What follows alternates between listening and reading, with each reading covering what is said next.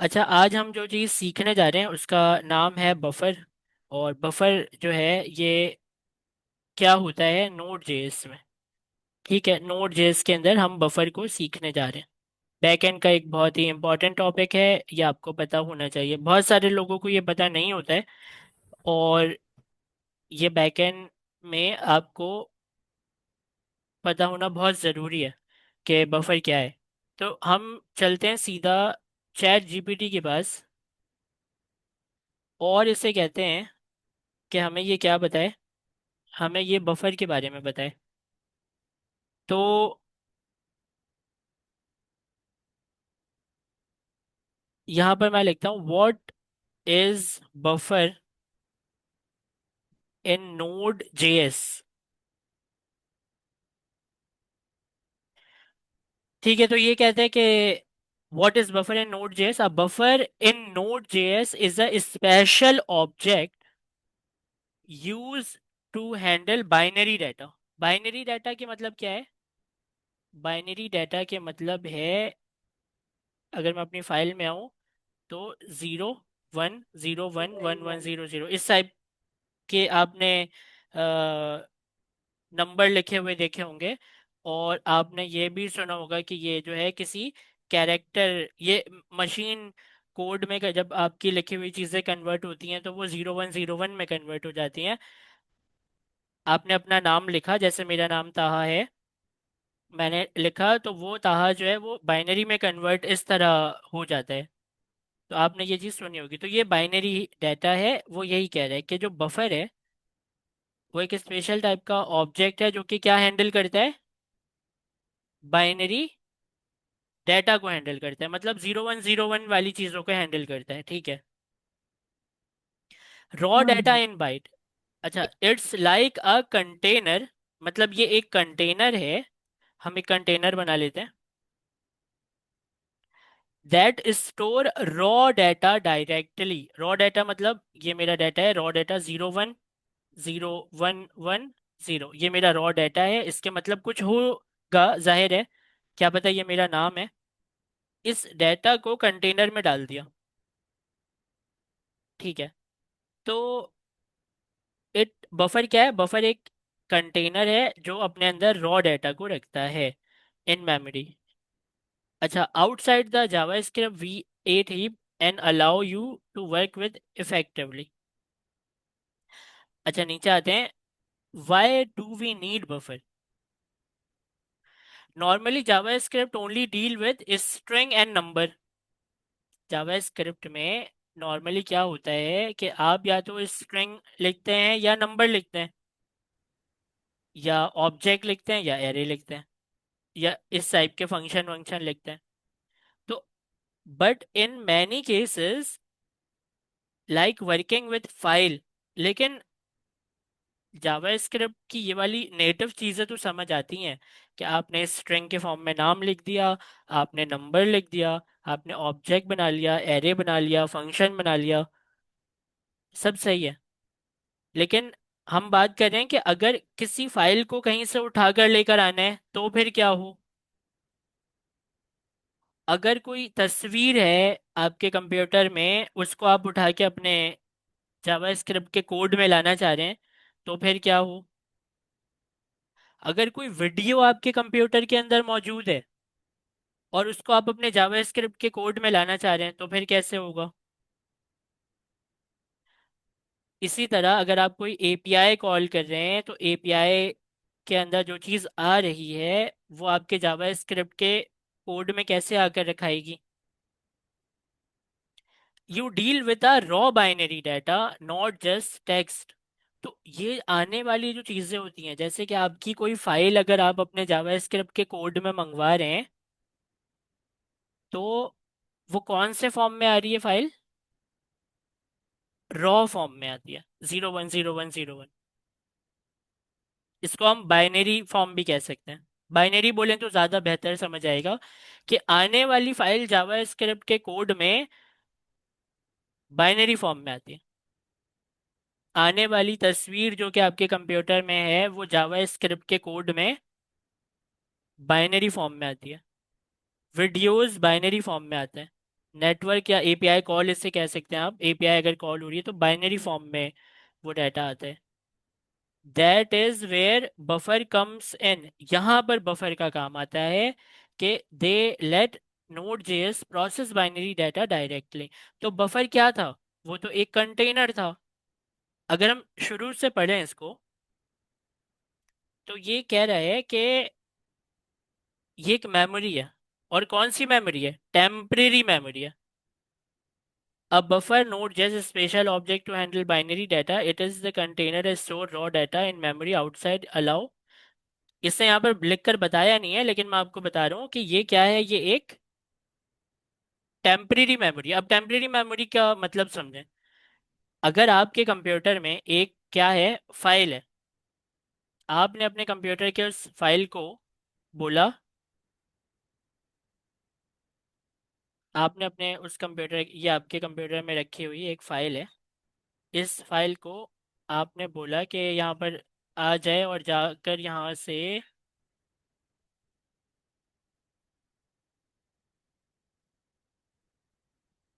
इसके अंदर आ जाए। ये क्या है? ये जावास्क्रिप्ट का कोड है। ये क्या है? ये आपकी फाइल है जावास्क्रिप्ट की। ये सॉरी, आपकी कंप्यूटर में रखी जो फाइल है वो जावास्क्रिप्ट के कोड में आ जाए। तो सपोज करें कि ये फाइल आ गई आपके जावास्क्रिप्ट के कोड में, तो ये कहाँ पर आई? ये आई है आपके, ये जो फाइल है ये जावास्क्रिप्ट के अंदर एक ऐसे जगह पर आई है जिसको हम कहते हैं कि टेम्परेरी स्पेस है। उसको हमने नाम दिया है बफर। इस बफर के कंटेनर समझ लें, एक जगह है बफर। जैसे वेरिएबल में हम अपना नाम लिखते हैं ना, वैसे ये जो तस्वीरें आ रही हैं, ये जो पूरी फाइल आ गई ये वाली, तो इस पूरी की पूरी फाइल को मैंने क्या किया, बफर में रखना है। मंगवा तो लिया, लेकिन ये फाइल कहाँ जाएगी? बफर में। अब ये वाली जो फाइल है, ये वाली जो फाइल है, ये फाइल आप सपोज करें कि एक तस्वीर है। यहाँ पर जब ये फाइल थी, तो ये फाइल जो थी वो एक तस्वीर थी। लेकिन यही फाइल जब आपने इसको मंगवा लिया जावा स्क्रिप्ट के अंदर, और जावा स्क्रिप्ट ने अपने बफर में इसको रख दिया जो कि एक टेम्परेरी मेमोरी है, तो यही वाली फाइल जो है उसकी शक्ल कैसे बन जाएगी? 01, 011, 01, 001, इस तरह बाइनरी फॉर्म में। अच्छा, इसको टेम्परेरी मेमोरी क्यों बोला? क्योंकि जावा स्क्रिप्ट में अगर आपने किसी फाइल को या तस्वीर को या वीडियो को अगर लोड किया,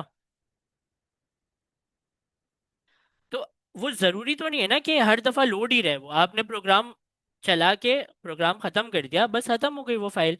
बफर के अंदर जो भी मेमोरी में आपने रखा था वो टेम्परेरी मेमोरी होने की वजह से डिलीट हो गई।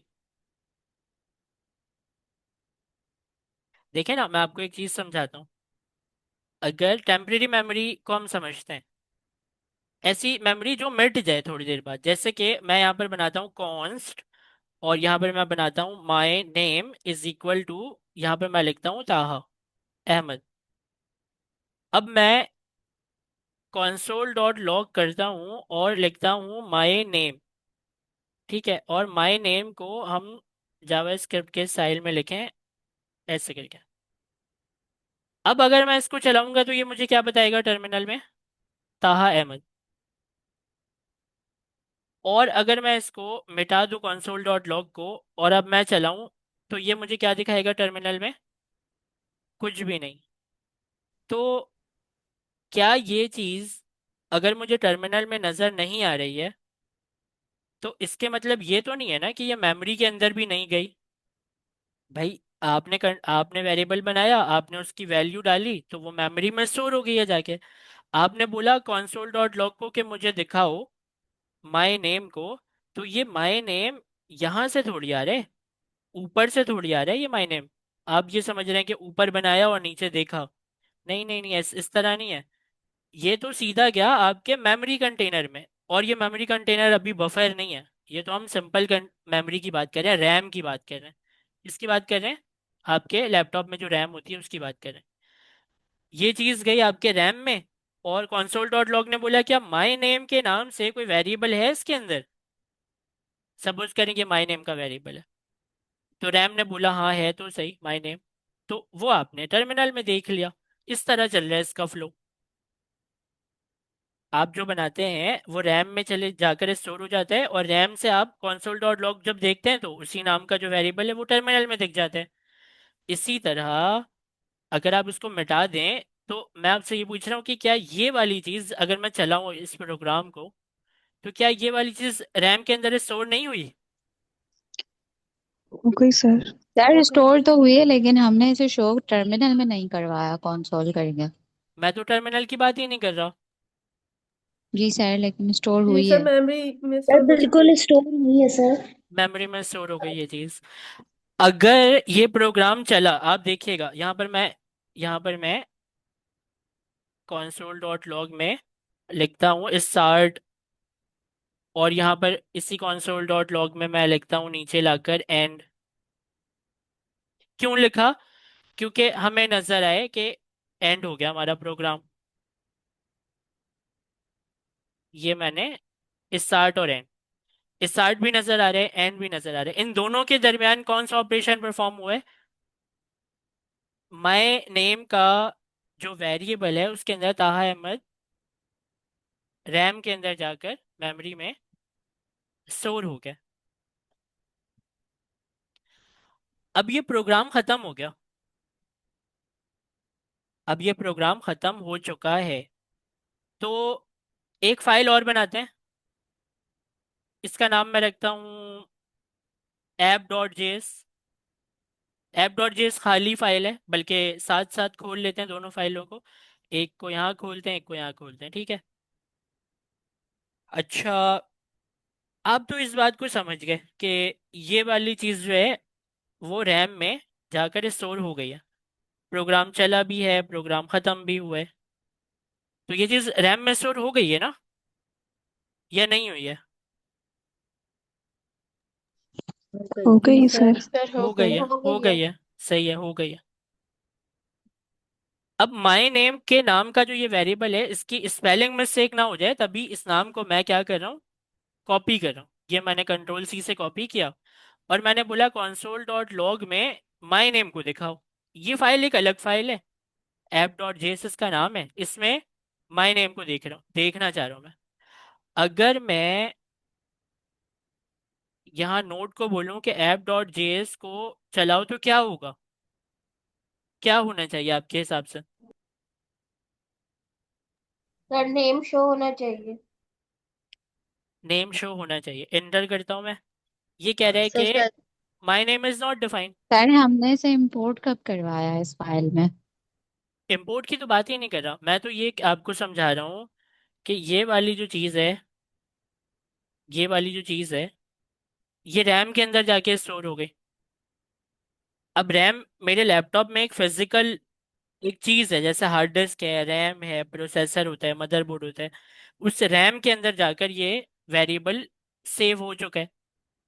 मैं दूसरे फाइल में आकर जब इससे कह रहा हूँ कि मुझे माय नेम दिखाओ, तो ये कहता है कि my name is not defined. ऐसा क्यों।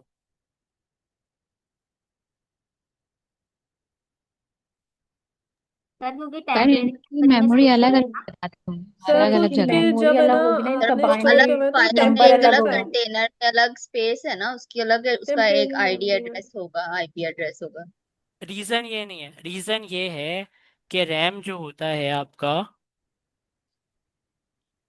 ये ये होती है टेम्परेरी मेमोरी।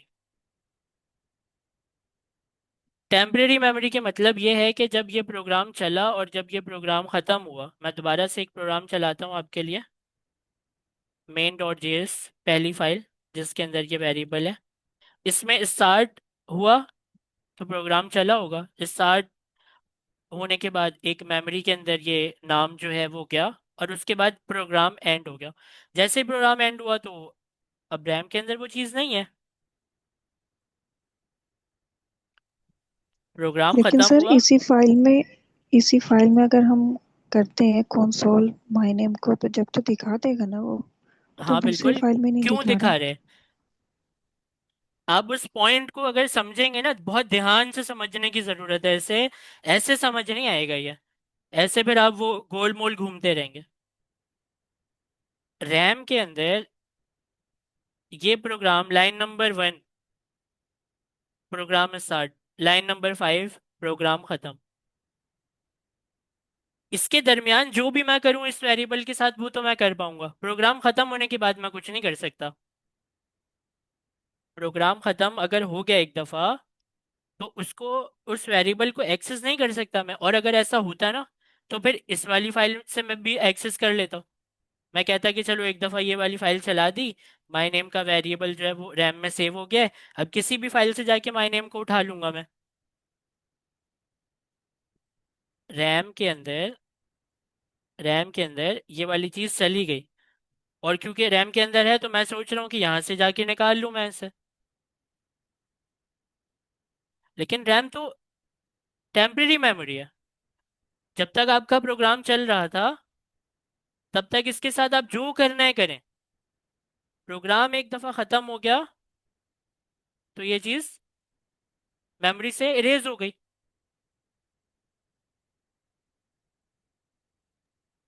अगर सर मैं, यानी ये टेम्पररी मेमोरी जी है। सर, रैम टेम्पररी मेमोरी है। जब तक प्रोग्राम चल रहा है हम्म, उस वक्त तक मैं इसके साथ कुछ भी कर सकता हूँ। क्या मैं यहाँ पर console डॉट लॉग करा सकता हूँ?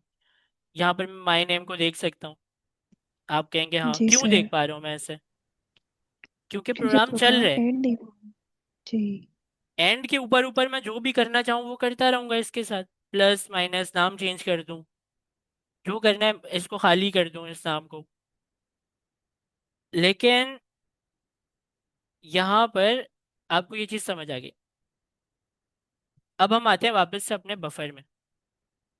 ये तो हमने समझने के लिए जो है एक, ताकि हम हमारी एक लॉजिक बने, इसलिए हमने इसको आकर देखा। अब वापस से उसी कॉन्सेप्ट में आते हैं। मेरा में एक जावा स्क्रिप्ट का लिखा हुआ कोड है, एफएस का मॉड्यूल है। एफएस क्या करता है, एक फाइल है मेरी, इस फाइल को, कंप्यूटर में रखी हुई फाइल है, इस फाइल को एफएस के मॉड्यूल के जरिए मैं लाता हूँ जावा स्क्रिप्ट के कोड में। इस फाइल के अंदर जो भी चीज़ है, ये पूरी की पूरी फाइल जावा स्क्रिप्ट में कैसे आती है? जावा स्क्रिप्ट में एफएस के मॉड्यूल से फाइल को तो हम मंगवा सकते हैं, लेकिन मंगवा के उसे रखते कहाँ पर हैं? उसे हम रखते हैं एक टेम्परेरी स्पेस में, जिसका नाम क्या है? ओके। जिसका नाम है बफर। बफर। और बफर के अंदर ये फाइल उस शक्ल में सेव नहीं होती जिस बाइनरी शक्ल फॉर्म में में। आपने इस फाइल को देखा है। बफर के अंदर ये फाइल होती है बाइनरी फॉर्म में, 0101 वाले फॉर्म में। बाइनरी। और ये बफर है क्या? ये टेम्परेरी स्टोरेज एरिया है, किसी फाइल को स्टोर करने के लिए, किसी तस्वीर को स्टोर करने के लिए, किसी एपीआई कॉल को स्टोर करने के लिए। टेम्परेरी स्टोरेज एरिया है। काम खत्म तो मेमोरी खत्म। तो बफर क्या चीज़ है? एक टेम्परेरी स्टोरेज एरिया है जो अपने अंदर बाइनरी डाटा को स्टोर करता है। सर बफर जो है एक स्टोरेज एरिया है जहाँ पे वो टेम्परेरी फाइल्स के डेटा को या टेम्परेरी फाइल्स को स्टोर करता है बाइनरी फॉर्म में। बाइनरी फॉर्म में डाटा को टेम्परेरी स्टोर करता है। कौन से और डाटा ये को? कहाँ नोड मॉड्यूल में होता है? ये नोड जेएस के अंदर है। नोड जेएस के अंदर होता है।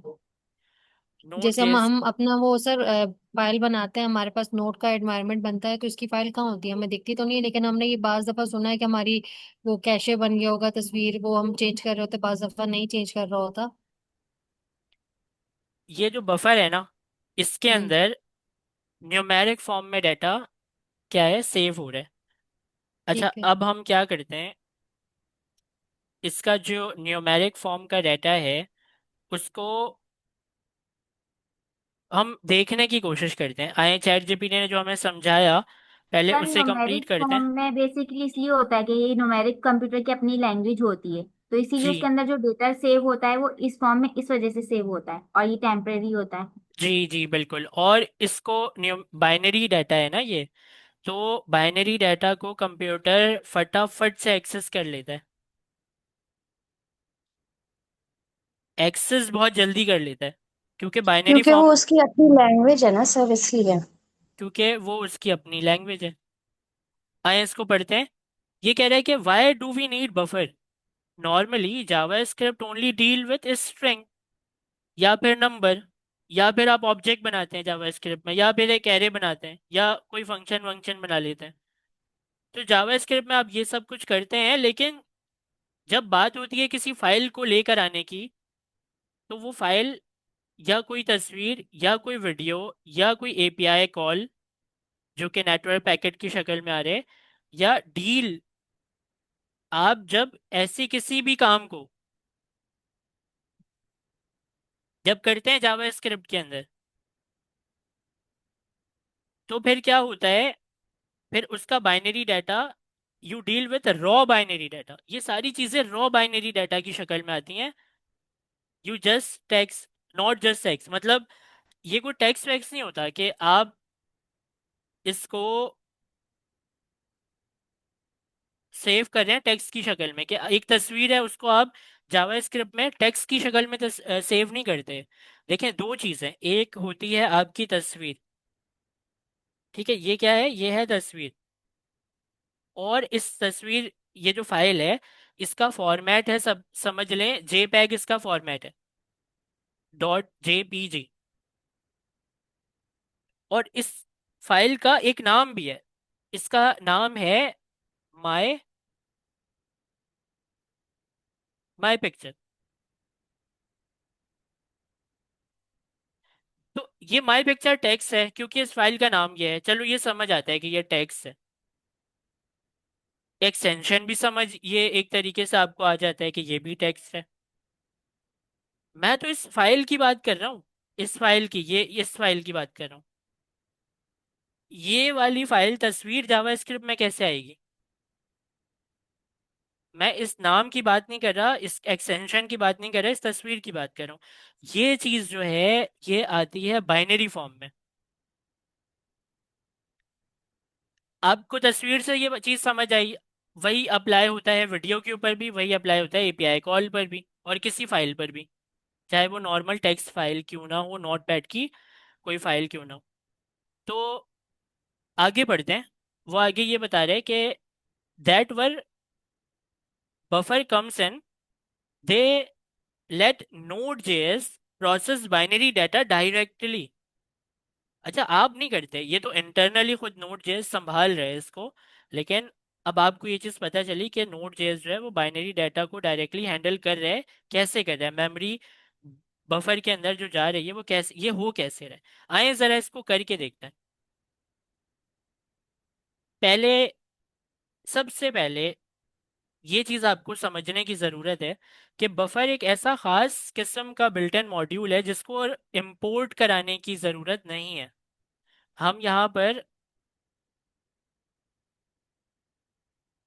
इंपोर्ट या रिक्वायर नहीं करेंगे, बफर को डायरेक्ट यूज़ कर सकते हैं। तो बफर को डायरेक्ट यूज़ करने के लिए हम लिखेंगे कॉन्स्ट, और कोई एक वेरिएबल का नाम देते हैं, जैसे कि हम देते हैं buf1 के नाम से, ठीक है। अब ये जो buf1 है इसको मैं लिखता हूँ बफर। अब ये जो बफर है, इसके अंदर जैसे ही मैं डॉट लगाता हूँ तो मुझे क्या क्या मिलता है? Allocate, allocate unsafe, apply, bind, call, caller, बहुत सारी चीजें इसमें मिल जाती हैं। फ्रॉम, अभी हमें जो यूज करना है, अभी हमें क्या यूज करना है? फ्रॉम। अब ये फ्रॉम है क्या? ये फ्रॉम जो है इसके बारे में यहाँ बताया जा रहा है कि if array is an array like object that is one with length property of type number, it is treated as if it is an array unless it is a buffer। या आपको समझ में नहीं आएगा, छोड़ दें। फ्रॉम जो है, समझ में तो मुझे भी नहीं आया, खैर। ये जो फ्रॉम है आप इसको समझें, ये जो आपका लिखा हुआ टेक्स्ट, जैसे कि हेलो। हेलो क्या है, एक स्ट्रिंग के फॉर्म में है। हमने क्या किया, बफर में से फ्रॉम को यूज करके अपनी इस स्ट्रिंग को लिख दिया, हेलो को। और अगर मैं console डॉट लॉग करके अपने इस वेरिएबल को देखूं, तो ये इसको क्या करेगा, ये इसको एक बफर में कन्वर्ट कर देगा। ये जो आप देख रहे हैं ना, बफर 48, 65, 6C, 6C, 6F, ये है आपका बफर, जो कि यानी कि एच की वैल्यू 48 हो गई, ई की वैल्यू 65 हो गई, इस तरह से। क्या वाकई में एच की वैल्यू 48 होती है? ये हम कहाँ देखेंगे? तो गूगल पर आते हैं और यहाँ पर लिखते हैं सर यू। ASCII कोड में देखेंगे, कहाँ देखेंगे? जो ASCII कोड होता है। जी जी जी जी, ASI कोड में हम देखेंगे। उसमें क्या है कि आप सबसे पहले लिखें कि यूनिकोड। अच्छा, यूनिकोड हम देखेंगे, और यूनिकोड में हम लिखेंगे कि इन UTF-8 कन्वर्टर मिल जाए तो हमें ये और भी अच्छी बात है। अगर यूनिकोड कोड कन्वर्टर देखते हैं, काफ़ी मुश्किल सा कन्वर्टर है, लेकिन यहाँ पर कोई आसान यूज़र इंटरफेस हो ना जिसका, वो देखते हैं।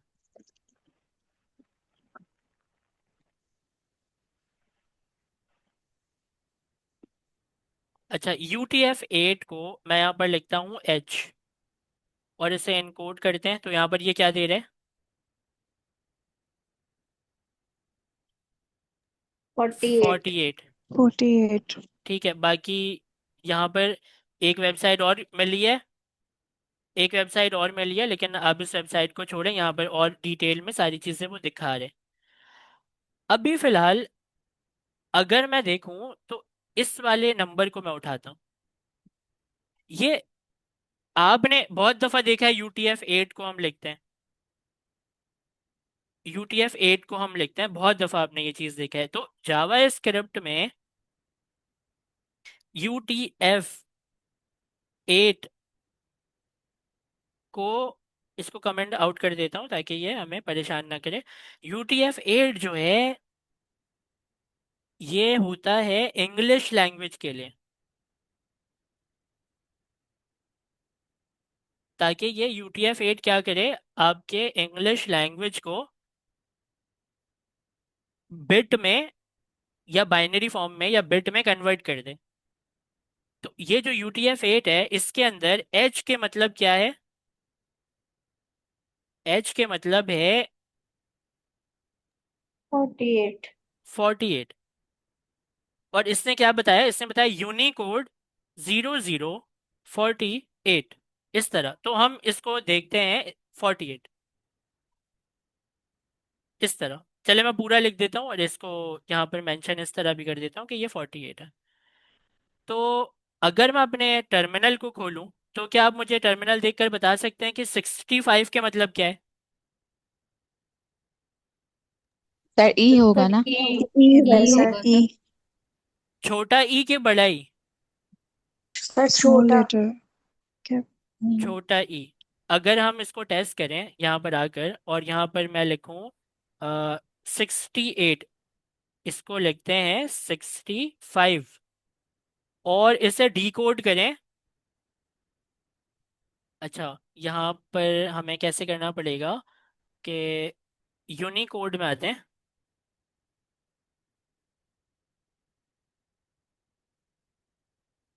यहाँ पर मैं अगर लिखूँ 65 और इसे इनकोड करूँ, चलें छोटे ई को ही लिख लेते हैं, छोटा ई इनकोड 65।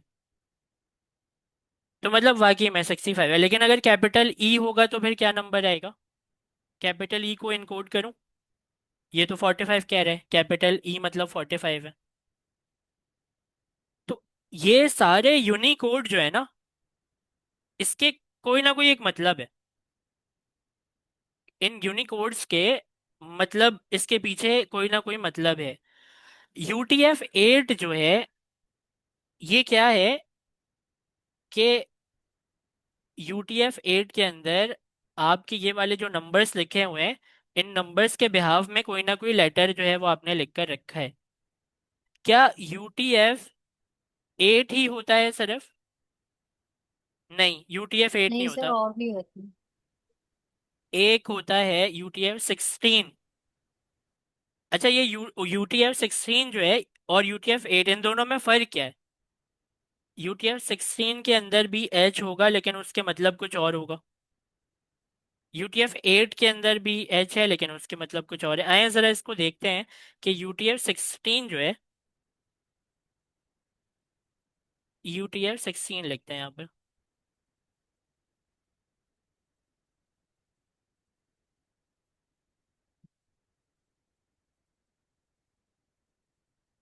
सर। टूल्स में जाके ले लीजिए। टूल्स में जाके मतलब? देखें, अब हम आउटपुट किसका देख रहे हैं? UTF-16 का। तो UTF-16 जो है इसमें, और UTF-8 जो आया था इसमें, देखिए मैंने क्या लिखा, मैंने हेलो लिखा है, और वैसे ही लिखा है कैपिटल एच, बल्कि वहां पर हम देख भी लेते हैं अपने कोड में, कैपिटल HELLO, हेलो, ठीक है। तो इसका जो UTF-16 का कोड आया है, आउटपुट आया है, उसको कॉपी करते हैं और UTF-16 में हम यहाँ पर लाकर इसके आउटपुट को पेस्ट कर देते हैं। और UTF-8 वाले हेलो का आउटपुट आया है हमारे टर्मिनल में, तो इस टर्मिनल के अंदर आकर इसका आउटपुट यहाँ पर पेस्ट कर देते हैं। ठीक है, अगर आप ऐसे नहीं देखना चाहते तो आप यहाँ पर उस वेबसाइट में वापस जाएंगे और UTF-8 में आप हेलो को इनकोड करेंगे। सर कोड तो इनके सेम हुए। जी। तो सर फिर ये 16 और 8 का सर डिफरेंस क्या है? आपने तो क्या स्मॉल है, लिखा था। HLO स्मॉल लिखा है मैंने, तभी 68 और 48 आ रहे हैं। ठीक है, ये मैंने एच कैपिटल कर दिया।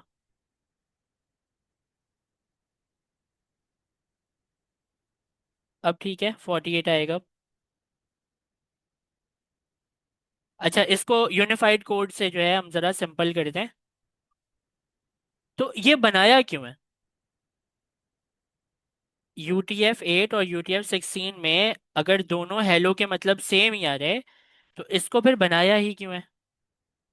अलग अलग दो UTF यूनिकोड क्यों है?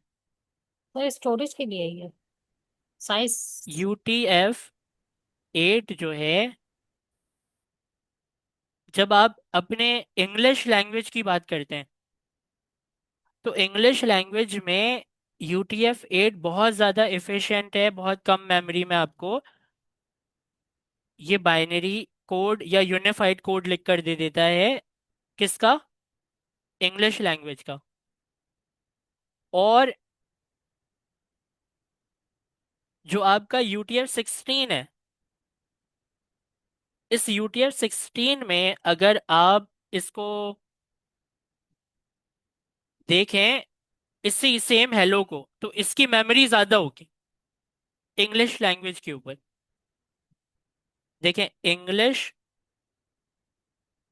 लैंग्वेज के ऊपर अगर हम देखें तो ये ज़्यादा इफ़िशियंट है। और ये जो आपका UTF-16 है, ये कौन सी लैंग्वेज के लिए ज़्यादा इफ़िशियंट है? यह है एशियन लैंग्वेज के ऊपर। आप कहेंगे जो एशियन लैंग्वेज है उसमें क्या है? एशियन लैंग्वेज के अंदर मतलब,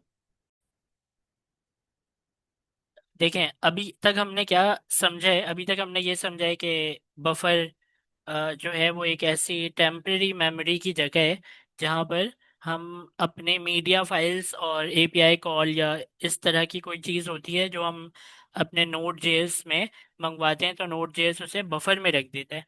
अच्छा, बफर एक ऐसी टेम्पररी मेमोरी की जगह है जहाँ पर आपकी यूँ समझें कि मल्टीमीडिया फाइल्स जो होती हैं, चाहे वो आपकी पिक्चर हो या आपके वीडियो हो या आपकी आवाज़ हो, जैसे कि साउंड ले लेते हैं हम इसे, ऑडियो जो होती है, तो ये सारी की सारी इस टाइप की जो फाइल होती हैं, और एपीआई कॉल्स वगैरह कुछ ऐसी कॉल्स हैं, तो उसमें वो क्या करता है, टेम्परेरी मेमोरी जो बफर है इसकी, इसके अंदर ला कर रख देता है। और इसके अंदर जो ये रखता है ना, ये बाइनरी फॉर्म में रखता है, ये बाइनरी फॉर्म में रखता है। बाइनरी फॉर्म के मतलब है 0 1 1 0 1 0 1 0 1 1 0 1 1, इस तरह रखता है ये बाइनरी फॉर्म में। ये जो बाइनरी फॉर्म है, इसमें दो ही वैल्यूज होती हैं, या तो 1 होता है या 0 की वैल्यू होगी। इसके अंदर नंबर नहीं होते 1 2 3 4 5 6, इस तरह नहीं है, या तो 0 है या 1 है, बाइनरी फॉर्म ये है। तो जिसको हम अभी देख रहे हैं, जैसे कि हमने एच को देखा, एच को हमने देखा, एच की वैल्यू है 48, तो ये तो नंबर है 4, और ये 8 भी नंबर है। तो बेसिकली ये आपका बाइनरी डाटा नहीं है, ये आपका कौन सा डाटा है, यूनिकोड बफर डाटा डेटा। है। बफर का यूटीएफ डाटा तो बाइनरी फॉर्म का डाटा होता है, बफर के अंदर बाइनरी कोड में होती हैं चीज़ें। लेकिन ये जो आप एच के बदले जो 48 आप देख रहे हैं, और वो भी स्पेशली किसमें, UTF-8 और UTF-16 दोनों में सेम ही है, लेकिन हम UTF-8 की अभी बात करते हैं। तो UTF-8 के अंदर जो आप ये देख रहे हैं, इसमें 48 जो ये लिखा है, ये यूनिफाइड कोड है। किसका कोड है यूनिफाइड कोड, UTF-8 का। UTF-8 तो अब थोड़ा इसको समझिएगा कि बाइनरी के बफर के अंदर जो डाटा होता है वो बाइनरी की शक्ल में होता है, और आप जो इसको देख रहे हैं एच UTF-8 की शक्ल में, तो ये 48 जो आपको मिला, ये बेसिकली क्या है, यूनिफाइड कोड है, किसका, UTF-8 का। अब UTF-8 और UTF-16 में फ़र्क ये है कि UTF-8 हमेशा एक बाइट की जगह लेता है एक कैरेक्टर के बदले।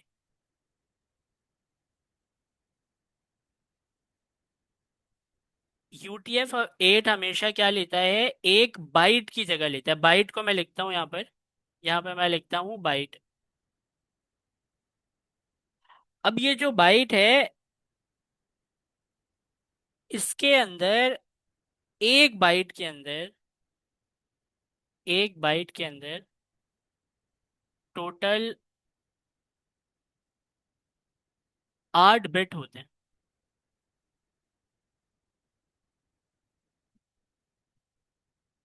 कितने होते हैं टोटल, 8 बिट्स होते हैं। 8 बिट।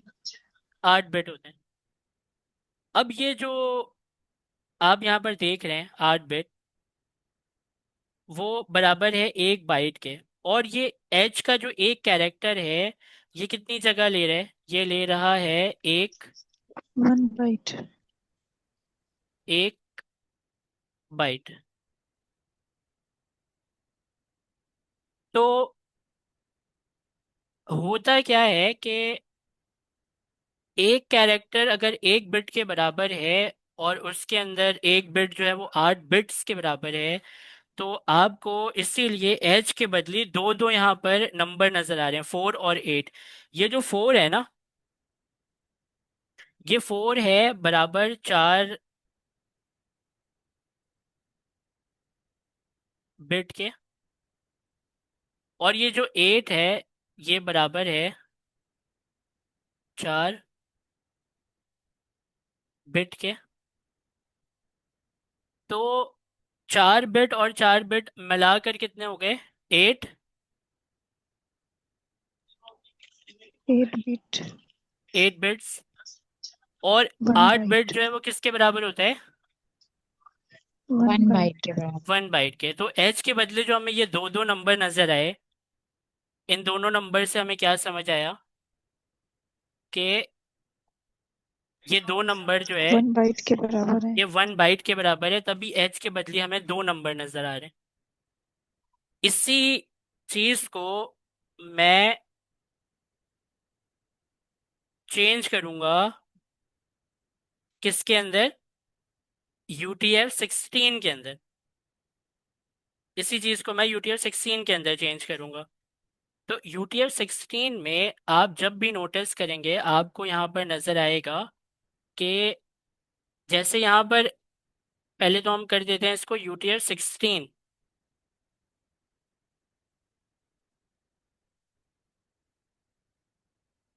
ये जो UTF-16 है ये हमेशा जब भी इसका एक कैरेक्टर बनता है तो ये जगह लेता है 2 बाइट। कितनी जगह लेता है एक कैरेक्टर? दो 2 बाइट। 2 बाइट। 2 बाइट। और 2 बाइट बाइट्स। में कितने बिट्स होंगे? 16। 16। 16 बिट। तो इसके मतलब एक यहाँ पर जो ये नंबर है जैसे 4 और 8, 4 अगर 4 बिट का है, 8 अगर 4 बिट का है, तो हम एक पेयर और बनाएंगे और उस पेयर को मैं अभी आपके सामने बनाता हूँ।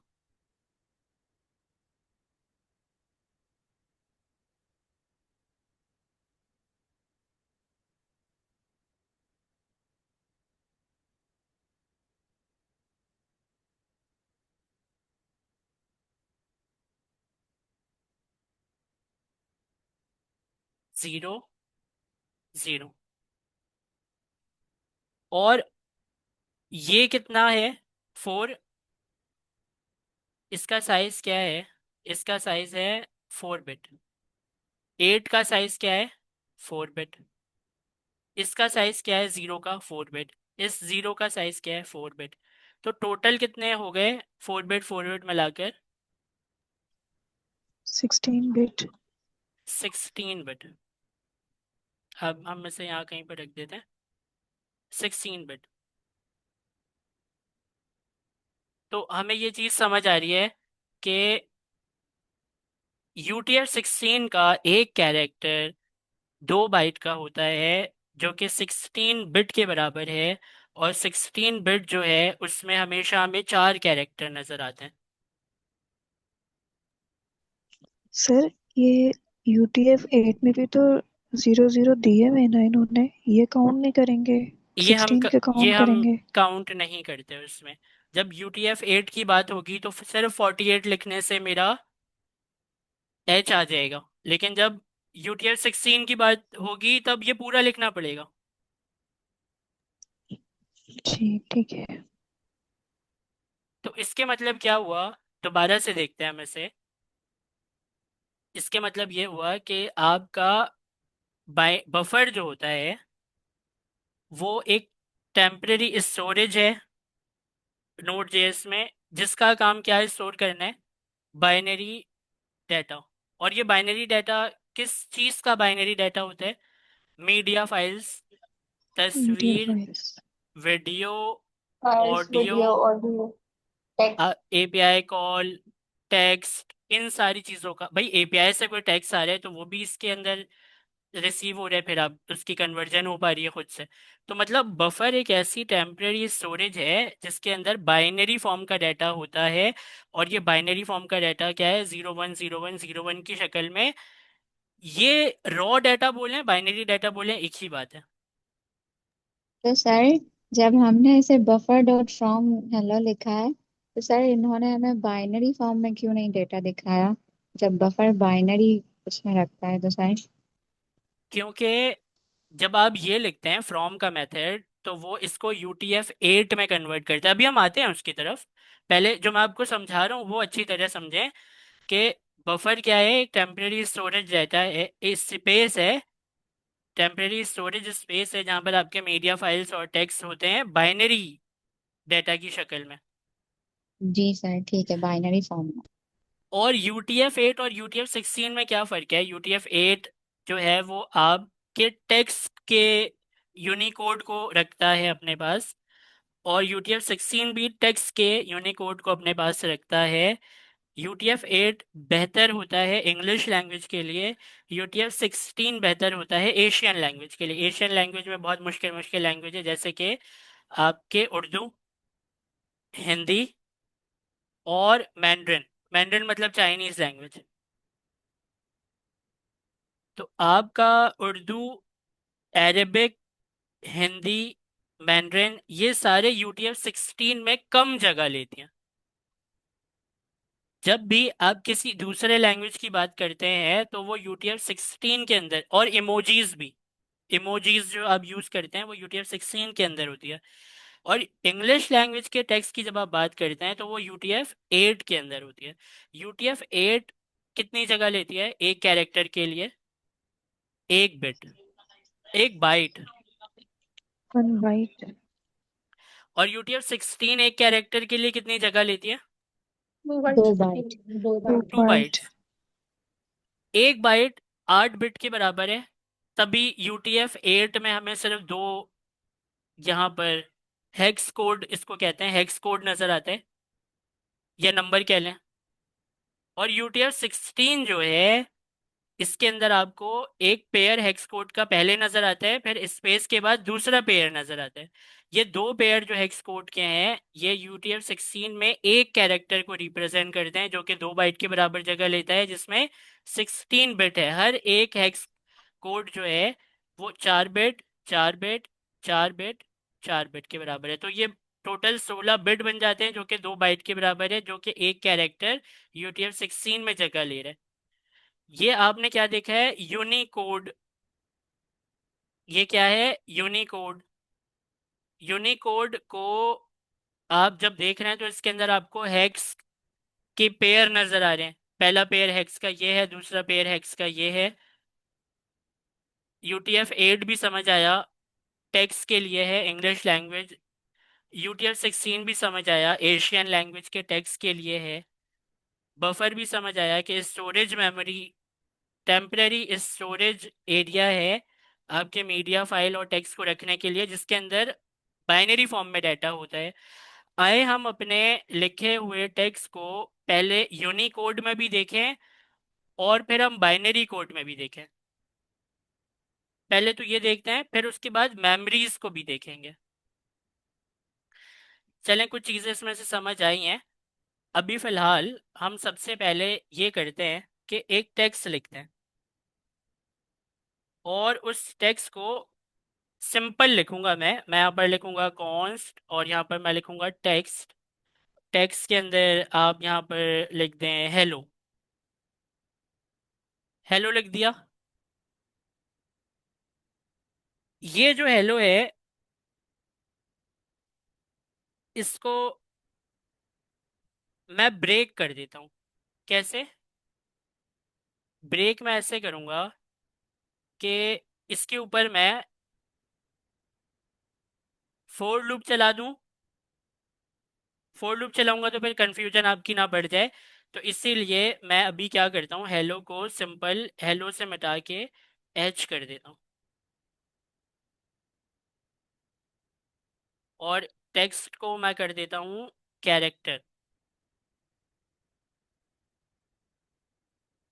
ठीक है, अब ठीक है, एक कैरेक्टर की बात करते हैं, फिर पूरा टेक्स्ट लिखकर उस पर फोर लूप लगा दूंगा तो फिर आपको समझ आ जाएगी बात। तो मैं इस तरह करता हूँ कि ये जो कैरेक्टर मैंने लिखा है ये मेरे एक वेरिएबल का नाम है। इसको मैं कोड एट पॉइंट जो है, कोड एट पॉइंट को लेता हूँ और इससे मैं कहता हूँ कि ये क्या लेगा।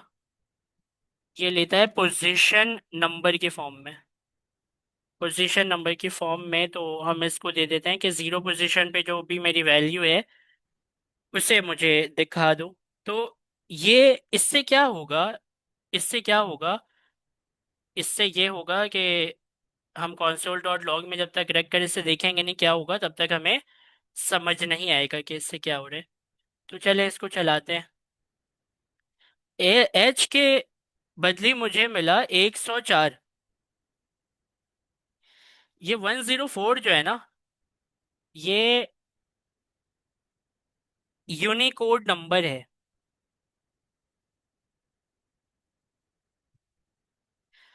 और ये यूनिकोड नंबर है, मैं आपको एक चीज़ बताऊं कि जावा स्क्रिप्ट में जो आप टेक्स्ट लिखते हैं वो हमेशा बाय डिफ़ॉल्ट किस में लिखाता है, यूटीएफ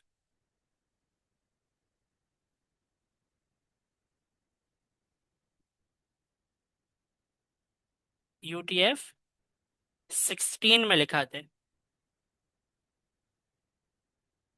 जो भी आप टेक्स्ट लिखते हैं वो यूटीएफ 16 में लिखाते हैं।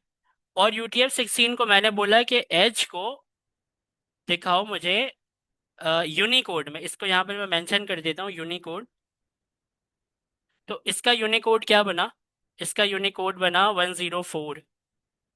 यहाँ पर मैं लिख भी लेता हूँ ताकि हमें याद रहे, 104।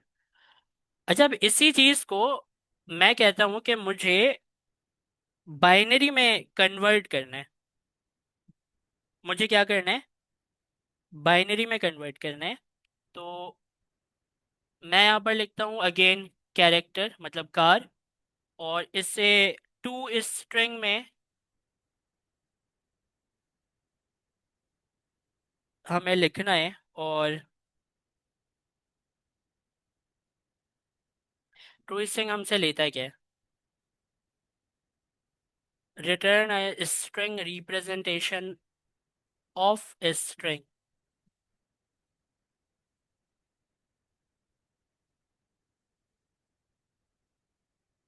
अच्छा, यहाँ पर मैं अ, इसको console डॉट लॉग करके देखता हूँ पहले।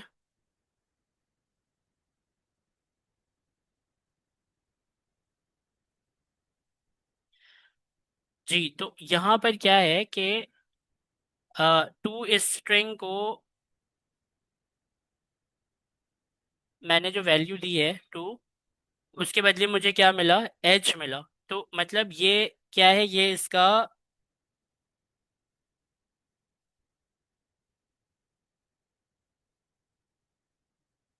स्ट्रिंग फॉर्म है, ये इसकी स्ट्रिंग फॉर्म में है।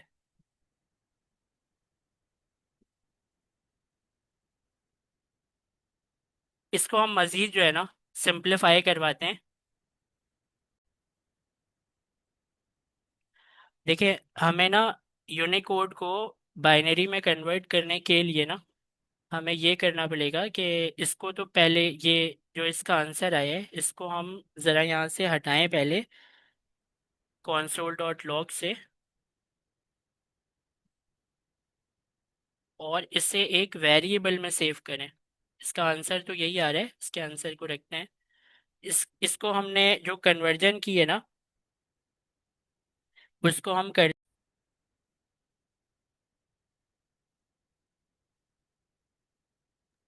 यार आपके नेट पे इतना भरोसा है कि जब भी आपकी आवाज जाती है हमें लगता है हमारा नेट गया। अच्छा, हाँ।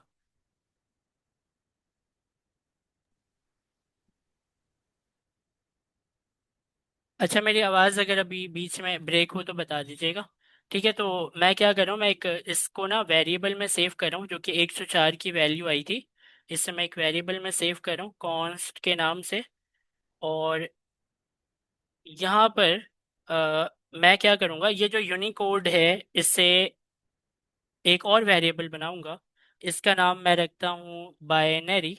और बाइनरी के अंदर ये जो यूनिकोड के नाम का वेरिएबल है जिसमें 104 आया था, इसको मैं टू स्ट्रिंग कर दूंगा। टू स्ट्रिंग करके मैं यहाँ पर वैल्यू देता हूँ टू। और इससे फिर console डॉट लॉग के ज़रिए मुझे देखना है। तो मैं पहले देखूँ कि क्या ये बाइनरी फॉर्म में कन्वर्ट कर रहा है या नहीं कर रहा है। तो ये 10101 इसके अंदर बाइनरी फॉर्म में कन्वर्जन इसने कर दिया। कैसे कि जो यूनिफाइड कोड हमने लिखा था उस यूनिफाइड कोड में जो एच की वैल्यू है, इस एच की वैल्यू को हमने टू स्ट्रिंग करके बाइनरी में कन्वर्जन करके देख लिया। तो बाइनरी में एच जो है वो इस तरह है। अगर मैं यहाँ पर एच की जगह टी लिखूं और इससे मैं चलाऊं तो टी की वैल्यू ये आती है। अच्छा, मैं चाहता हूँ कि मुझे यूनिकोड भी नज़र आए और बाइनरी वाला कोड भी नज़र आए, तो मैं क्या करता हूँ, एक कंसोल लगाता हूँ यूनिकोड का भी और एक कंसोल है मेरे बाइनरी का, एक है यूनिकोड का, बाकी मैं टी को देख रहा हूँ और ये जो टेक्स्ट होता है ये UTF-16 में होता है। तो यहाँ पर मैं मेंशन कर देता हूँ कि ये है मेरा बाइनरी कोड और बाइनरी कोड में फिर जो भी वैल्यू आएगी वो हम लिख लेंगे। तो इसे मैं मिटा देता हूँ फिलहाल और इसे भी यहाँ से मिटा देते हैं। ये यूनिकोड है, ये बाइनरी कोड है। आए देखते हैं इसे। तो ये कह रहा है कि यूनिकोड 116 और इसी का टी का जो बाइनरी कोड है वो है ये। तो क्या ये सही है या नहीं, इसको हम कंफर्म करवाते हैं, चैट जीपीटी से लेकर चलते हैं और इसे कंफर्म करवाते हैं। मैं कॉपी करता हूँ और हम आते हैं चैट जीपीटी पर। यहाँ पर इसे कहते हैं कि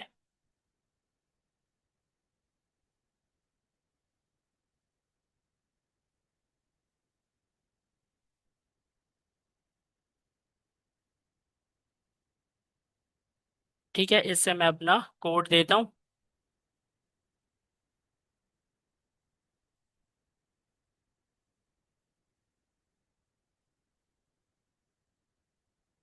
कोड जो सर है ये वो, यूनिकोड क्या?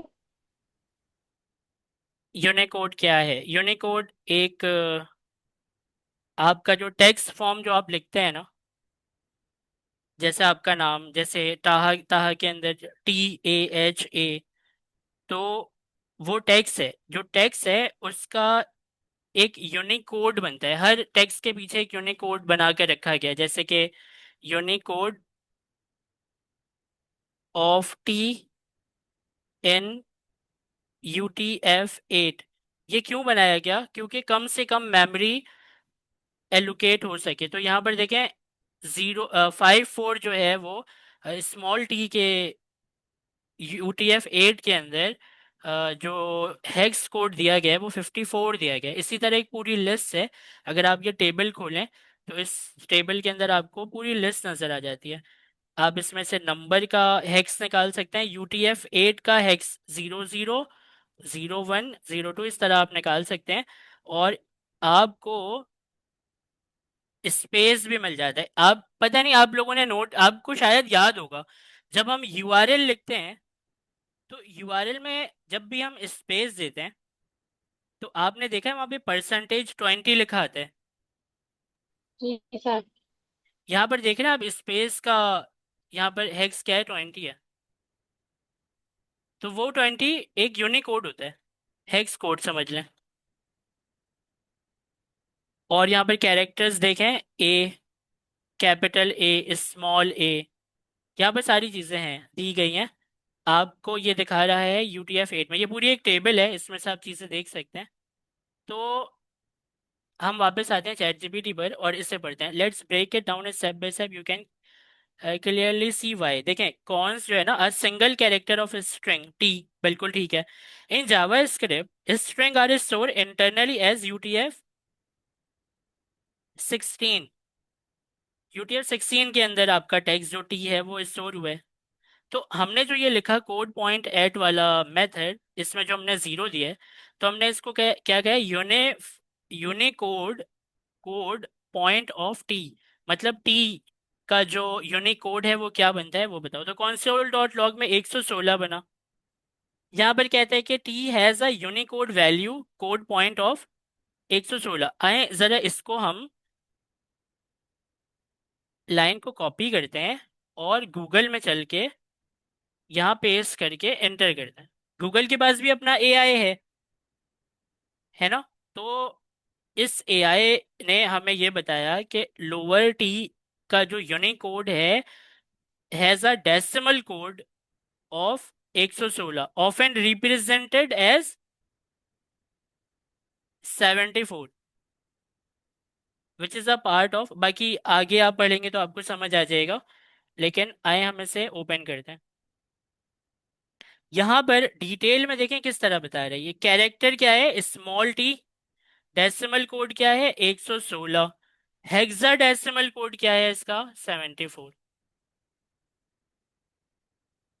हेक्सा डेसिमल कोड 74 है, डेसिमल कोड 116 है। तो मतलब हम जो यहाँ पर देख रहे हैं यूनिकोड, क्या मैं इसको यहाँ पर लिख सकता हूँ यूनिकोड, जो कि मैंने सही लिखा है। डेसिमल कोड लिख सकता हूँ मैं इसे समझने के लिए, डेसिमल कोड। सर मतलब हम जो टेबल में देख रहे थे वो हेक्साडेसिमल है, और जो टर्मिनल पे हमें जो शो करवाता है वो डेसिमल करवाता है। जी जी जी जी, अभी देखें, अभी हमें और क्लियरिटी आ गई ना इसकी। ये क्या है, ये है डेसिमल कोड। 116 क्या है, डेसिमल कोड है भैया। और बाइनरी कोड, अब ये जो बाइनरी कोड है, ये तो आपको पता है कि आपने इस डेसिमल कोड से कन्वर्ट करके बाइनरी कोड को निकाला है। इसमें एक चीज और अभी हमने थोड़ी देर पहले देखी थी, वो क्या था, वो था कि जो कैरेक्टर है हमारा, मतलब कार जो है हमारा कैरेक्टर, टी की बात कर रहा हूं मैं। इसमें जब हमने बफर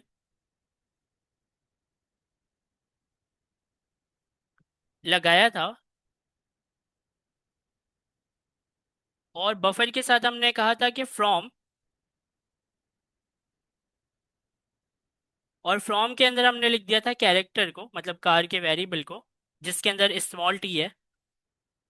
इसको मैं एक वेरिएबल में सेव कर रहा हूँ। इस वेरिएबल का नाम मैं रखता हूँ hexadecimal code. Hexadecimal code, H छोटा कर देते हैं।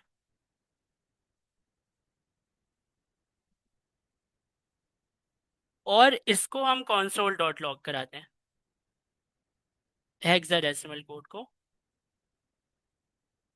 अब मुझे लगता है कि अब हमें कोई इसमें कंफ्यूजन नहीं होगी। यूटीएफ और ये डेसिमल और हेक्साडेसिमल ये सब अलग अलग है सर? जी,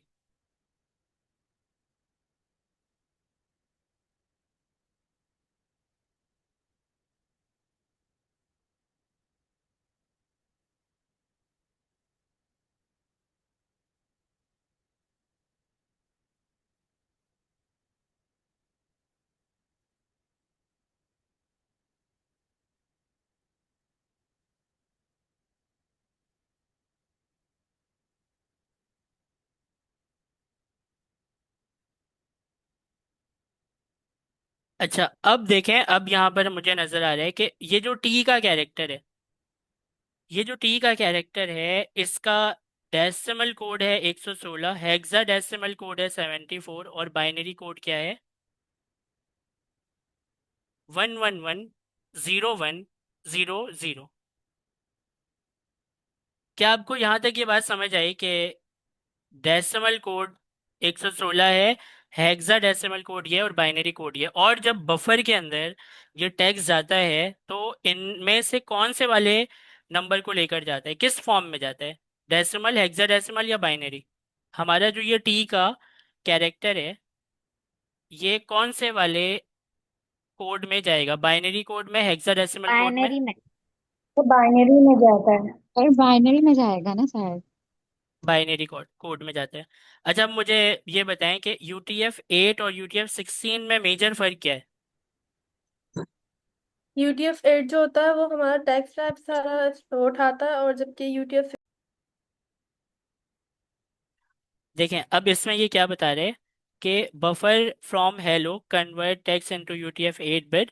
तो कैसे एक हेलो को लिखा गया और उसके बाद console डॉट लॉग करके आपने देखा, तो इसको आप यूनी कोड भी कह सकते हैं और हेक्सा डेसिमल कोड भी कह सकते हैं।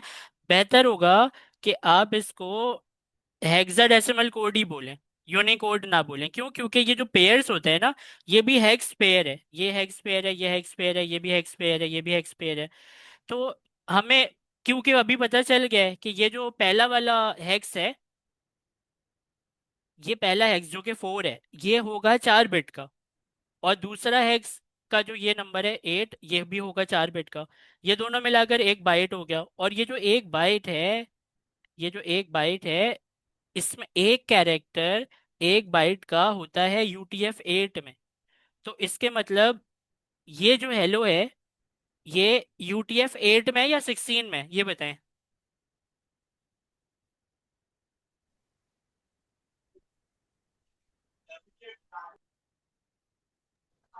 सर सर ये बाय 8 होगा ना डिफॉल्ट क्योंकि ये इंग्लिश का वर्ड है।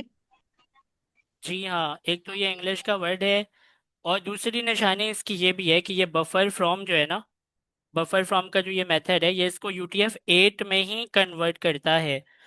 वैसे नॉर्मली जो आप जावा स्क्रिप्ट का स्ट्रिंग लिखते हैं ना वो UTF-16 में होता है, लेकिन ये जो फ्रॉम का मेथड है ये इसको UTF-8 में ही कन्वर्ट करता है। तो आए ज़रा इसके साथ भी ना, क्योंकि ये चीज़ ख़त्म होने वाली है, नीचे कुछ है नहीं। तो each hex value is the binary representation of character. Use case में कहता है कि रीड राइट करने के लिए फाइल मॉड्यूल को, हैंडलिंग इज स्ट्रीमिंग, जैसे वीडियो स्ट्रीमिंग, ऑडियो अगर आ रही है, HTTP रिक्वेस्ट अगर आप कर रहे हैं, working with TCP socket, encoding decoding binary protocol. और so in short, a buffer in Node.js, a temporary storage area of raw binary data। इसको ही हम बहुत देर से समझने की कोशिश कर रहे हैं कि बफर क्या है। Node.js में एक टेम्परेरी स्टोरेज एरिया है जो कि रॉ बाइनरी डाटा को अपने अंदर रखता है। Allow you to handle file, आप किसी फाइल को अगर मंगवा रहे हैं तो उस फाइल को पूरा का पूरा बफर में बाइनरी डाटा की शक्ल में रख देगा वो। और स्ट्रीमिंग अगर आप कर रहे हैं, कौन सी स्ट्रीमिंग, वीडियो या फिर ऑडियो, तो वो क्या करेगा, थोड़ी थोड़ी सी वीडियो। अच्छा, ये यहाँ पर जो मैं अभी आपको बताने जा रहा हूँ ये सबसे इंपॉर्टेंट चीज़ है। जो बफर है इसका काम सिर्फ ये नहीं है कि ये आपके आए हुए डाटा को ना बाइनरी फॉर्म में रख लेता है अपने अंदर। इसका असल काम पता है क्या है बफर का? बफर का असल काम है कि इस स्ट्रीमिंग वाले डाटा को अपने अंदर रखता है। एक फाइल है, जैसे कि आपकी ऑडियो है, ये आपकी आवाज़ है, ये आपकी ऑडियो फाइल है, ये मैंने एक ऑडियो फाइल बना दी। इस ऑडियो फाइल में पहला ये जो पहली आवाज़ है आपकी, यूं समझें कि ये बफर के अंदर आकर रखा गई और इसको आपने बाइनरी कोड के अंदर कन्वर्ट करके रख लिया। अभी इसी फाइल में से चंक्स में डाटा आ रहे हैं, टुकड़ों टुकड़ों में डाटा आ रहे हैं, इसी को हम स्ट्रीमिंग कहते हैं। जैसे यूट्यूब की वीडियो में स्ट्रीमिंग होती है कि थोड़ी वीडियो लोड हो गई, फिर थोड़ी और वीडियो लोड हो गई, फिर थोड़ी और वीडियो लोड हो गई, इंटरनेट चले गया तो थोड़ी जितनी वीडियो लोड हुई है उतनी तो आपको वो दिखा देगा, आगे की वीडियो नहीं दिखाएगा। तो इसके मतलब चंक्स में डाटा आता है और बाइनरी फॉर्म में बफर के अंदर स्टोर होते जाता है। और जब तक वो पूरी स्टोरेज उसकी हो ना जाए, मतलब पूरी की पूरी फाइल यहाँ पर ना आ जाए, तब तक बफर जो है वो अपनी पूरी फाइल को अपलोड नहीं करेगा। जैसे कि ये पूरी फाइल लोड हो गई बफर के अंदर आकर, किस में, बाइनरी फॉर्म में, तो अब आप इसको कन्वर्ट कर सकते हैं, अपने पास यूज़ कर सकते हैं, एक जगह से उठा के दूसरे जगह पर भेज सकते हैं। वो आपको यही समझाने की कोशिश कर रहे हैं कि रीडिंग राइटिंग फाइल, जब आप किसी फाइल को रीड करते हैं तो जब आप किसी, आए इसको ज़रा देखते हैं, हम एक फाइल बनाते हैं और इस फाइल का नाम रखते हैं info.txt, और इसके अंदर हम यहाँ पर लिखते हैं माई नेम इज़ ताहा। और info.txt को मैं लोड कैसे करूँगा, अभी फ़िलहाल मैं यहाँ पर कर रहा हूँ const fs is equal to require, और रिक्वायर में हम लिखेंगे fs। ये fs हम लिखेंगे कोट में, और हमने सीखा था कि इस तरह लिखेंगे नोड fs। तो fs के अंदर मॉड्यूल है, मॉड्यूल क्या है, फाइल को रीड करना। तो किस नाम से था, रीड, अगर हम यहाँ पर लिखें रीड फाइल, तो रीड फाइल सिंक लेते हैं, ए सिंक नहीं लेते, सिंक लेते हैं। रीड फाइल सिंक में मैं सिंपल क्या बताऊंगा कि मुझे info.txt को पढ़ना है, और ये जो उसके अंदर हमने जिस ज़बान में डाटा रखा है वो है UTF-8। तो क्या अब आपको ये समझ आ रहा है कि UTF-8 लिखकर मैंने क्या बताया है? शायद समझ आ रहा हो आपको। तो कॉन्स एक डाटा के नाम का वेरिएबल लेते हैं, और हम क्या करते हैं कि console डॉट लॉग में इसे कहते हैं कि मुझे डाटा दिखाओ। तो मैं डाटा को देखूंगा तो माय नेम इज ताहा लिखा आ रहा है यहाँ पर। तो यहाँ पर मैंने इसको बता दिया कि UTF-8 की शक्ल में डाटा है info.txt के अंदर। क्या मैं इसे चेंज अगर करूँ तो क्या मैं इसे बाइनरी कर सकता हूँ, और मैं देख सकता हूँ कि फिर क्या होगा? इसके मतलब ये जो दूसरी वाली चीज़ है, ये सिर्फ हेल्प करने के लिए, बताने के लिए कि इस फाइल के अंदर डाटा किस शक्ल में है। तो इससे आप ये दें या ना दें, इससे कोई फर्क नहीं पड़ेगा। अगर आप दे दें तो अच्छी बात है, ना दें तो तब भी उस फाइल के अंदर जो डाटा है वो आपको दिखा देगा। देखें अब यहाँ पर ये चीज़ चेंज हो गई। अब ये कौन से फॉर्म में आ रहे हैं?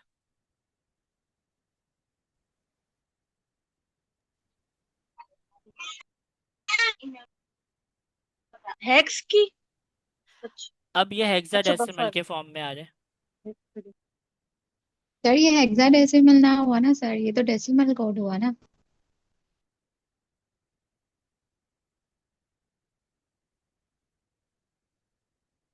डेसिमल सिर्फ नंबर होती मेरे पास वो लिखा हुआ है नीचे, देखें। यूनिकोड जो होता है आपका, वो हेक्साडेसिमल होता है। तो ये यूनिकोड ही बताता है ना। अगर आप इसको जी जी सर। देखें दोबारा से, तो क्या लिखा हुआ था इसमें? My M. एम का यूनिकोड क्या है वो हमें देखना पड़ेगा जाकर। गूगल से भी पूछ सकते हैं, वो भी बता देता है। तो एम का यूनिकोड या हेक्साडेसिमल कोड लिखते हैं। हेक्साडेसिमल कोड क्या है किसके अंदर? UTF-8 के अंदर। और UTF-16 के अंदर भी बताया हमें।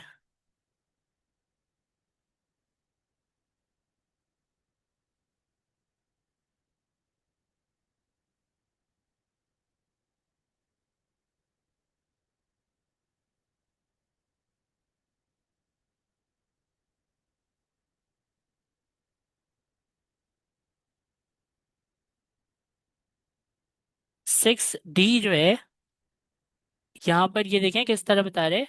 UTF-16 हेक्साडेसिमल में क्या है ये? 6D। UTF-8 के अंदर भी फोर हेक्साडेसिमल डी में ये क्या है? 6D। ये जो M है, M का हेक्साडेसिमल कोड UTF-8 में क्या बनता है? 6D। स्मॉल m का। और कैपिटल M का क्या बनता है? 4D। UTF-8 में 4D बनता है कैपिटल M का। और 4D UTF-16 में बनता है कैपिटल M का 4D। तो हमारा स्मॉल था कैपिटल था? सर स्मॉल था। और 6D बता रहे हैं ना वो। तो चले आए इस फाइल को देखते हैं। देखिए M स्मॉल है और यहाँ पर ये 6D बता रहे हैं। तो इसके मतलब ये वाली जो फाइल है, इस फाइल के अंदर लिखा हुआ टेक्स्ट जो है वो बफर में जाकर बाइनरी फॉर्म में तो सेव हुआ, लेकिन अगर आप देखना चाह रहे हैं इसे तो ये आपको दिखा रहे हैं हेक्साडेसिमल फॉर्म में। इस हेक्साडेसिमल फॉर्म के पीछे बाइनरी ही है जो कि बफर के अंदर सेव हुई हुई है। आपको समझ आ रही है ये बात? अगर मैं यहाँ पर लिखूं कॉमा लगाकर UTF-8, तो अब क्या होगा? अब ये माय नेम इज ताहा आएगा। अब अगर मैं इसको कन्वर्ट करूं और लिखूं मैं बेस 64, इससे क्या होगा? बेस 64 की कन्वर्जन अलग है, वो इस तरह है। जब आप अपनी कोई तस्वीर मंगवाते हैं और उसको जब आप यहाँ पर इनकोड करते हैं तो फिर आप बेस 64 में करते हैं अपनी इमेज को। तो आप देख पा रहे हैं कि यहाँ कितने अलग अलग टाइप के कोड हैं। और टेक्स्ट के लिए हम इंग्लिश के टेक्स्ट के लिए हम हमेशा क्या यूज़ करते हैं, या तो UTF-16 या फिर हम UTF-8 को यूज़ करते हैं। तो ये आगे मेरी इस फाइल के अंदर लिखा हुआ टेक्स्ट आ गया, ये मेरा info.txt की फाइल है ये। अच्छा, मैं आपको एक चीज़ समझाता हूँ। देखें, आप में से बहुत सारे लोगों ने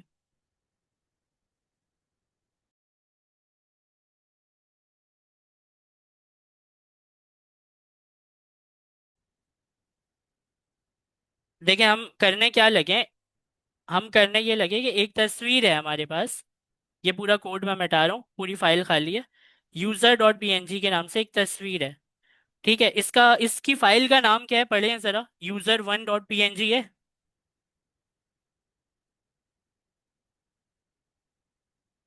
हेलो।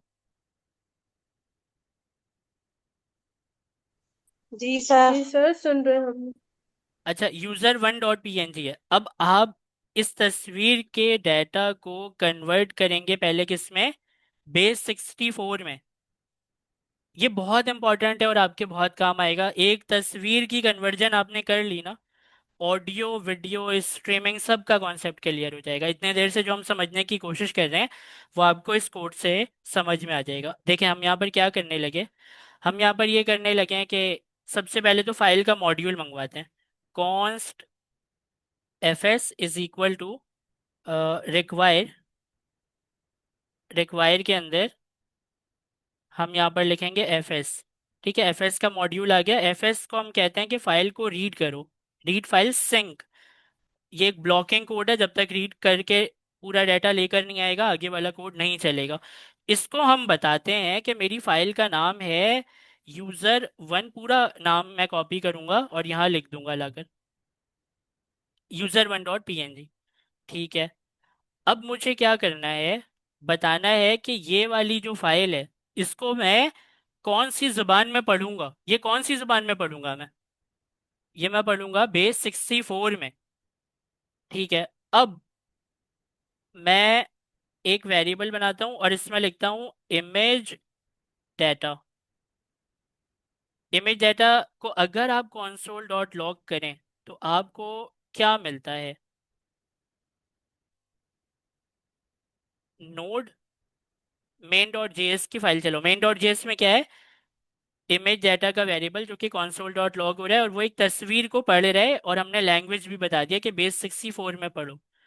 इसको जैसे मैं इंटर करूंगा तो ये आपको जो ये बहुत सारे नंबर नजर आ रहे हैं ना, ये आपकी तस्वीर है। क्या है, ये आपकी तस्वीर है। बेस 64 तस्वीर। के शक्ल में ये आपकी तस्वीर है।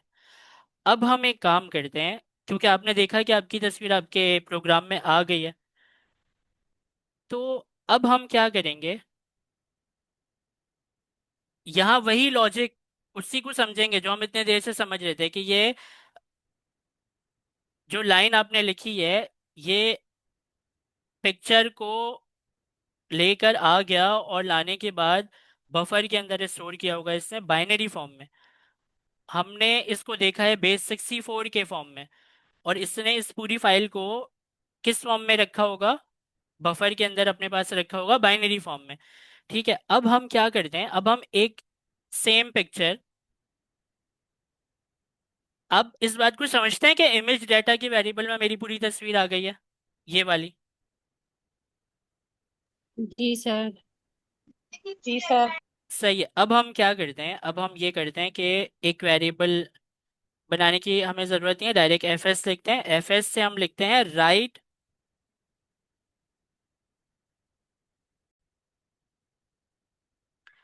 देखिए यहाँ पर है राइट फाइल सिंक, मतलब अब हमें एक फाइल को बनाना है और उसमें कुछ लिखना भी है। तो राइट फाइल सिंक का मेथड हम ले रहे हैं और इसको मैं एक नाम दूंगा। इसको क्या नाम दूं मैं, इसको मैं नाम देता हूँ ताहा डॉट PNG, इस फाइल का नाम क्या है, ताहा डॉट PNG है। और मैं इसको बताऊंगा कि ये जो फाइल है, ये फाइल है base64, यही है ना? नहीं सॉरी, बफर। यहाँ पर वो नहीं लिखते, टाइप नहीं लिखते, बल्कि यहाँ पर वो डाटा लिखते हैं जो आपको इस फाइल के अंदर रखना है। तो इमेज डाटा को यहाँ पर ला के रखूंगा। इस इमेज डाटा में मेरी तस्वीर आई है ना, base64 की शक्ल में। तो इमेज डाटा के अंदर जो डाटा है, वो पूरा का पूरा डाटा किस में आएगा, मेरे ताहा डॉट PNG के अंदर। तो आए जरा इसको देखते हैं चला कर कि क्या होता है। मैं क्लियर करता हूँ और इसको चलाते हैं, नोड मेन डॉट जेएस। तो आपको यहाँ पर ताहा डॉट PNG के नाम की एक फाइल नजर आ रही है। इस फाइल को क्लिक करके मैं देखता हूँ कि क्या तस्वीर इसके अंदर है। इसके अंदर तस्वीर नहीं है। An error occurred while loading the image binary editor. तो मैंने क्या गड़बड़ की है इसमें? सर हम उसमें आगे बाइनरी लिखेंगे ना, इमेज डेटा में नहीं। सर ताहा डॉट bng के आगे हम बाइनरी लिखेंगे ना।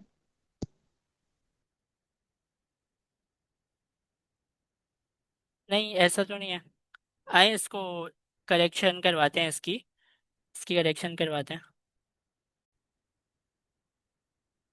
अच्छा, हमारे कोड में गड़बड़ क्या थी, आप सबको ये चीज़ समझ आ गई कि हमने user1.png के अंदर से तस्वीर का जो डाटा है वो base64 में उठा लिया।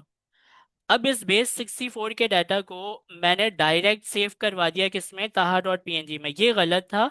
हमें क्या करवाना है, हमें इसको हेक्साडेसिमल में चेंज करना है। तो हेक्स डेसिमल इमेज के नाम का मैंने एक बना लिया वेरिएबल।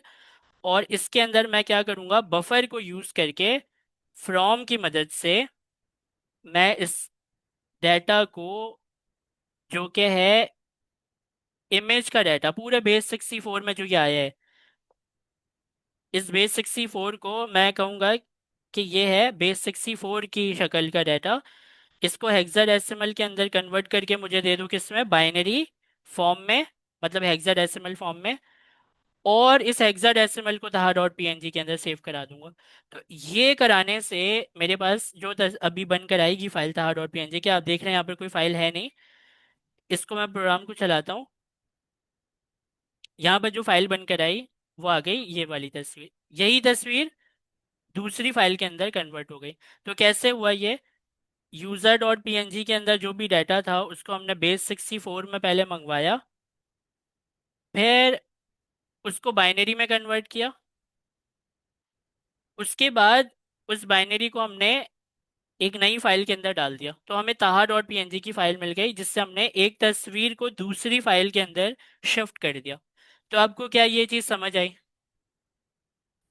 जी सर समझ आ गई। और क्या आपको ये क्लियर है कि बफर एक टेम्परेरी मेमोरी एरिया होता है जिसके अंदर आप अपने मीडिया फाइल, तस्वीर, वीडियो, ऑडियो, इस टाइप की जो फाइल होती हैं, इन फाइलों को आप रखते हैं। और इन फाइलों को रखने के बाद आप एक फाइल से दूसरे फाइल में कन्वर्ट करवाते हैं। देखें, हमारे लिए एक चैलेंज है। वो चैलेंज ये है कि आप ट्राई कीजिएगा टेक्स्ट को और पिक्चर को और ऑडियो को, टेक्स्ट को एक फाइल से दूसरे फाइल में आपको भेजना है, जैसे मैंने अभी ये पिक्चर को भेजा है। पिक्चर को एक फाइल से दूसरे फाइल में आप भेजेंगे, और ऑडियो को आप एक फाइल से दूसरे फाइल में भेजेंगे। हो सकता है आप ये करते हुए किसी चीज़ में अटक जाएं। तो अगर आप किसी भी चीज़ में शक हो गए तो आप क्या कीजिएगा, मुझे बताइएगा या ग्रुप में बोलिएगा, मुझे बताइएगा। मैं भी करूँगा ऑडियो को, पिक्चर को और टेक्स्ट को, ताकि हमारी FS के मॉड्यूल के साथ, बफर के साथ फाइल को एक जगह से दूसरे जगह पर अगर हमने कन्वर्ट करना सीख लिया, तो जब हम स्ट्रीमिंग करवाएंगे, जब हम YouTube की वीडियो बनाएंगे, YouTube जैसी वेबसाइट बनाएंगे, उसमें क्या होगा, वीडियो की स्ट्रीमिंग करवाएंगे तो हमें स्ट्रीमिंग में डाटा गेट करना आएगा कि डाटा मंगवाओ, थोड़ा थोड़ा करके मंगवाना है, चंक्स में डाटा मंगवा रहे हैं। अगर हमने इसकी प्रैक्टिस कर ली तो तो आप सब इसकी प्रैक्टिस कीजिएगा, चैट जीपीटी यूज़ कीजिएगा, कोई मसला नहीं है, लेकिन फाइल कन्वर्ट होनी चाहिए।